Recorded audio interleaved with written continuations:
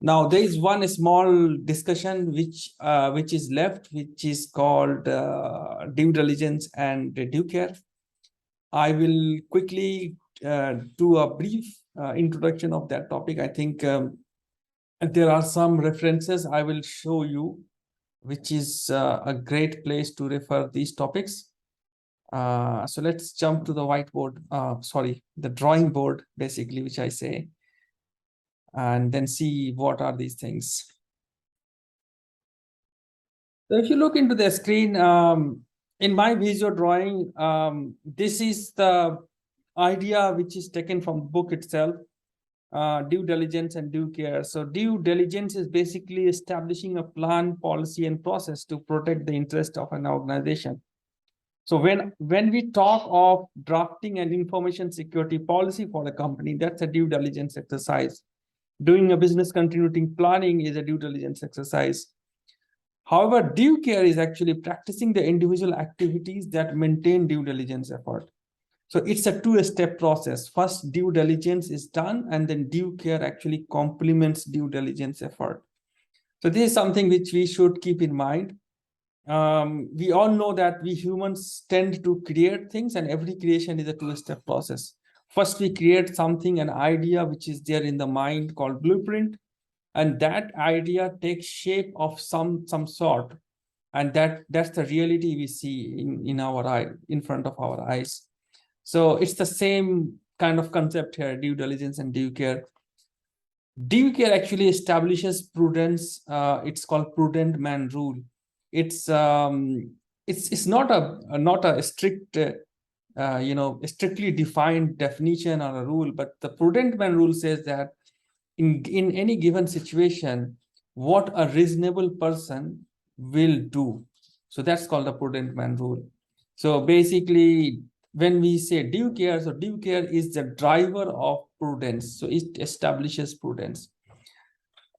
With this note, I would like you to go to a website by our famous Mr. Luke Ahmad, who is one of the great pioneer in providing training materials for CISSP.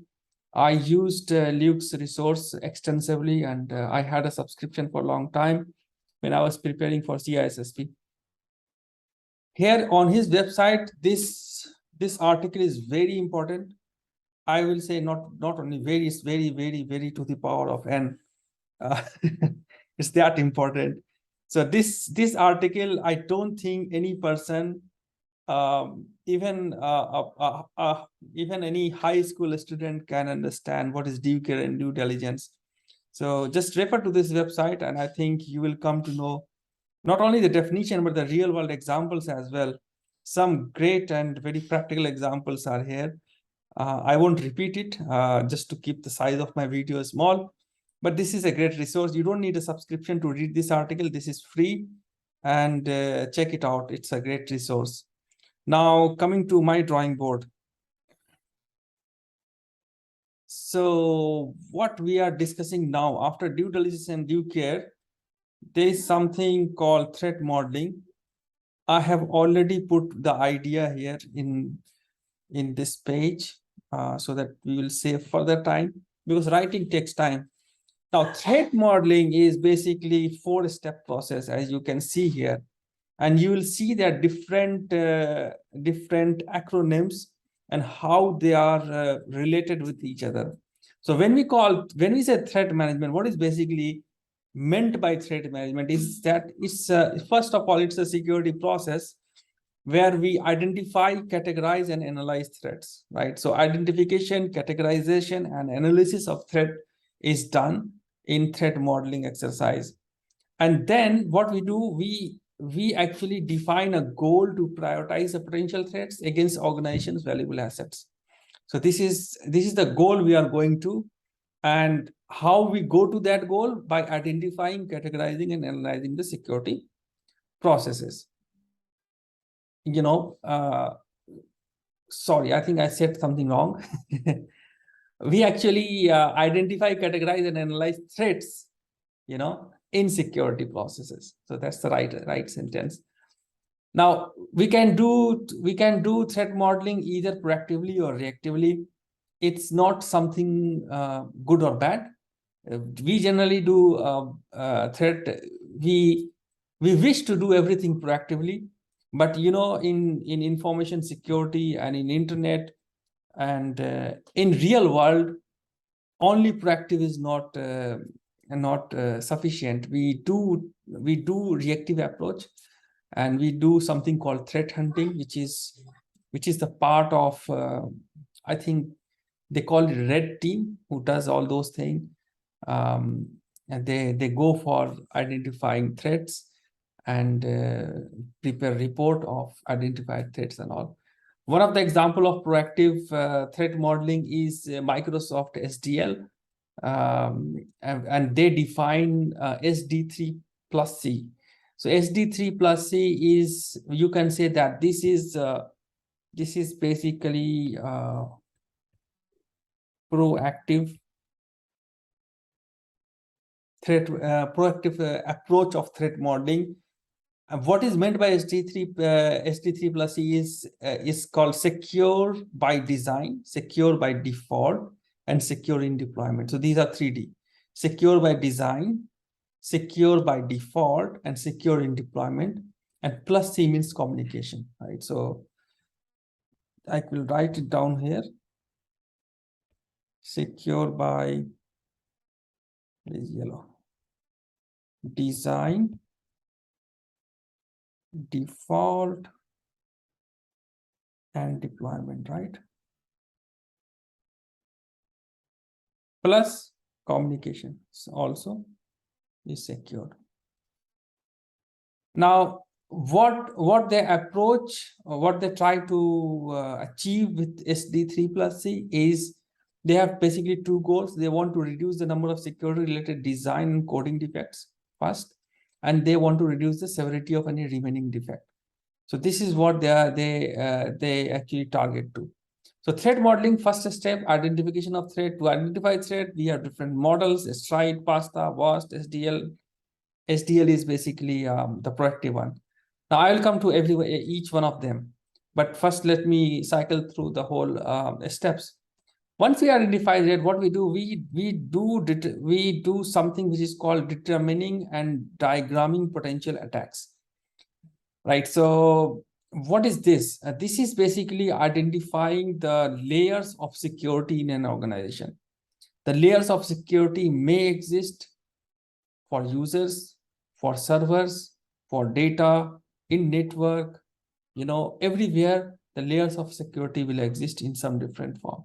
So those layers are identified, determined first, and they are actually put in a diagram so that we can identify, if some attack vector is realized, how it will penetrate to our system. You can refer my video where I talked about security boundaries.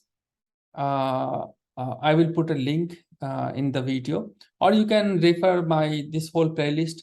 There is a video for security boundaries where I explain different layers like extranet, internet, intranet, management zone, those kind of things. Now, performing reduction analysis is working on top of what we see in step number 2, which is determining and diagramming potential attack. We also call reduction analysis as decomposition analysis, but what we can decompose pretty much anything. It's not just software. We can decompose infrastructure. We can decompose the database, or like the the relationship between rows and columns and different tables in a database. So everything can be decomposed. So that analysis is done in relation with the different security levels we realized in step number 2, which is determining and diagramming potential attacks. Now, after that, what we do, we prioritize and respond to the different materialized threat. We think that will happen at some point of time in future. Mostly the process and whatever we do, we arrive at something called rating system, and we rate different threats here. So one of the popular rating threat rating, or risk rating system is DREAD. We have some manual methods like, doing a multiplication of the probability of attack and damage potential, or doing things like high, medium, low, or something like, RAG report, red, amber, green of risk. So that will also be taken as this step, prioritization and respond. In response, we actually interlock this whole threat modeling exercise with the incident management process. So let's go a bit more deep using my Visio drawings now. I will see here, like, I have made a master topic, which is threat modeling, and showing different types of threat modeling system which we have in place. The key thing we have to know is that STRIDE, when we talk of STRIDE, it's attacker focused threat modeling system, and when we talk of PASTA, it's risk centric threat modeling model. Whereas SDL, which I said that it's a proactive approach of doing threat modeling, it is software focused. So this is something which I explained before, that we identify threat which may be focused on software, which may be focused on attacker, and which may be focused on assets, right? So when we talk of SDLC based SD3 plus C of Microsoft, it's software focused. Attacker focused is which one? The attacker focused is STRIDE. STRIDE is again Microsoft one. So Microsoft has got proactive and reactive model. Proactive is SD3 plus C. Reactive is actually STRIDE. Can we say it to be reactive? I don't think so. It's 100% reactive, because in a STRIDE we talk of spoofing, tampering, repudiation, other things, which is a kind of proactive due diligence. So it's a debatable topic. You may put your comment, feedback in the comment section. And if this is something which I need to improvise, I will definitely have a look on it. Now, if we look into the overall threat modeling, as I already explained in this video itself, that it's a security process where threats are identified, categorized, and analyzed. Its goal is to prioritize the potential threats against organization valuable asset. There is a defensive proactive approach. There is a reactive approach, which is threat hunting. Threat hunting is a kind of reactive approach. In STRIDE, what we do is we categorize threat using a focus which is basically on the attacker. So spoofing, we know that spoofing is unauthorized access. Basically, you change the source identity, and you pretend, or a system pretends to be some authorized user by some spoofing mechanism. It may be the change of IP address or username, that kind of thing. Tampering is basically changing the content of the message, content of the data, so that its integrity is compromised. Repudiation is basically denying a source that he has sent a message, or he has changed the content of a message. That's repudiation. Information disclosure is basically the violation of encryption, like the confidentiality is compromised. Denial of service is basically making available service not available for authorized user. Elevation of privilege is basically using a username or a user with basic rights and doing something so that the rights of the user is elevated, and that's the way a threat actually materializes in a system. One of the way is, in Linux we know that super user su minus command, right? So that is used for elevation of privilege. So if there is a normal user, we should not actually grant him an administrative privilege. So that's pretty much a STRIDE. It's attacker focused. This is something you should know for exam. PASTA is risk centric. It actually defines a process for attack simulation and threat analysis. It's risk centric. Again, you should keep this in mind. There are 7 stages, and these stages are definition of objective. First, we define the objectives. Then we define the technical scope. Then we do application decomposition analysis. Then we do threat analysis, weakness vulnerability analysis, and then we do attack modeling and simulation, and then we do risk analysis and management. So these are the 7 stages we should know. I've seen some exam question in simulation and other places, but when I appeared for exam, I didn't see any pasta related question, for me. It's very unlikely that someone will ask you that what are the 7 stages. They may ask something like that, which one of the following stage is not covered in pasta. So you should have a mental picture of these 7 steps, which is taken in pasta. Now SD3C I have already covered, and yeah, so this is basically the first stage when I explained here that identifying threats. We have identified threat. Now determining and diagramming potential attack is basically decomposing the whole infrastructure or database or software or operating system and trying to see what are the entry points and what is the data flow path from where attacks can happen.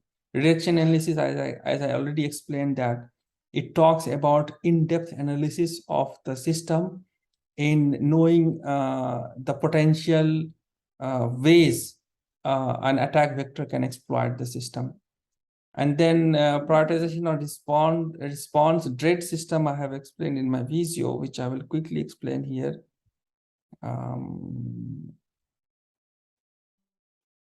So dread. As I said that the response and categorization, the last part is basically, where is my sketch? Prioritization and response, which is a rating system. Here, our objective is to categorize the risk, right? Now, if you look into how it looks like, it actually talks about disaster, reproducibility, exploitability, affected users, and discoverability. We categorize risk in terms of its damage potential, like how severe it will be if this risk is materialized, or if this threat comes in picture. Reproducibility is how complicated it is for an attacker to reproduce this exploit, right? So this is also very important. Knowing the frequency, the viable frequency of attack is basically, it will give us an indication that how fast we can safeguard, or we can change our strategy to safeguard. One of the example I will say that, in one of the movie I saw that there was an experienced soldier who knew how much time it will take for an army battalion to reload its basically tank with new new missiles basically. And when that experienced soldier knew that like all the 4 missiles are fired, he know that it's going to be taking next 15 minutes, and that 15 minutes he took an advantage and attacked the enemy. So that's reproducibility, like a factor. Now exploitability is how hard is to perform the attack, like how much resource, time, money, and everything will be taken by if someone has to exploit this resource. How much users will be affected is another facet. And how is the discoverability, means how hard it is for an attacker to discover the weakness. So these are the things which we should keep in mind when we think of threat modeling, right? With that note, I think our discussion is over. The other thing is supply chain risk management. I think I should cover this in a different video for the sake of time. It's not too much. I think yeah, I think it's we can quickly discuss. SCRM is basically on a very high level, it's like, you know, if there is a company and it interacts with like 10, it interacts with 10 different vendors to prepare a product, then each vendor has to either follow the same information security policy, which is very hard because the company is different, but the parent company's information security policy has to be endorsed by different vendors, so that there is no sort of ambiguity in the expected CIA every component has to maintain, right? So SCRM is the means to ensure that I have put 5 points here, that it ensures that all the vendors or links in the supply chain are reliable, trustworthy, reputable organization that disclose their practices and security requirements to their business partners. They show the SOC report or ISO. They are ISO certified, those kind of things. Each link in the chain should be responsible and accountable to the next link in the chain. Like if I am manufacturing some small component and that's gonna be a part of the bigger component, then my security should complement the security of the bigger chain. I can't say that no, I can't provide AES 256 encryption, but it's required by the overall component, then I'm not an eligible vendor. Now, each handoff is properly organized, documented, managed, and audited. Right? If there is a company, let's say Apple is manufacturing its iPhones in China, then the supply chain, like when the mobile phones are loaded on the ship and they come to New York, everything is documented, managed, and audited. So that's how this handoff thing can be visualized. What are the goals of supply chain risk management? It's basically used to ensure that the finished product is of sufficient quality. It meets performance and operational goals. It provides a stated security mechanism, and that at no point in the process was any element counterfeited. Counterfeited means like you have put some material or some product which claims to be the original, but it's not. We have taken some low quality or some, some company who is actually impersonating the real company. So that should not be there, or it should be subject to unauthorized or malicious or manipulation or sabotage. These things should not be there. That's pretty much supply chain risk management. I think the video has completed all the objective. This is the big picture actually I discussed in, I think this is my 22nd video, I think, or 23rd video. Now I will be moving to next topics of domain 1, which will be of different chapters, maybe, but it will be interesting to see everything. And I hope you are enjoying the series, and if there is any feedback or comment to improve my content better, feel free to comment. And as always, if you like this video, put a thumbs up, subscribe to the channel, and wish you best of luck for your future. Thanks for watching the video.